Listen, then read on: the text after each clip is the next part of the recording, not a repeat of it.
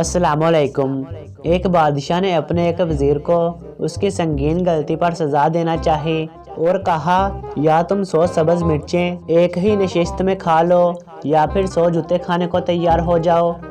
وزیر نے سوچا کہ سب کے سامنے 100 جوتے کھانے سے تو بہت بے عزتی ہوگی، اس لیے 100 سبز مرچیں ہی کھا لیتا ہوں۔ جب اس کو مرچیں کھانے کے لیے مہیا کی گئی تو چند مرچیں کھانے کے بعد اس کی طبیعت بگڑنے لگی۔ پھر وہ بولا مجھ سے مزید مرچیں نہیں کھائی جاتی، مجھے جوتے لگا لو۔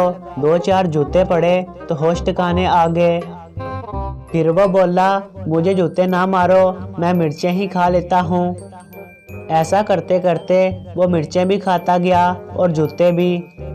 آخر جب وہ 100 مرچیں کھا چکا تو 100 جوتوں کا عدد بھی پورا ہو چکا تھا۔ یہاں تک تو تھا ایک لطیفہ، مگر حقیقت یہ ہے کہ ہم ایک انتہا درجے کی احسان فراموش قوم ہیں۔ ہم نے اپنے مفاد کی خاطر ہر اس شخص کو اپنا رہنما تسلیم کیا جو ہمیں اپنے دور حکومت میں 100 مرچیں بھی کھلائے اور 100 جوتے بھی مارے۔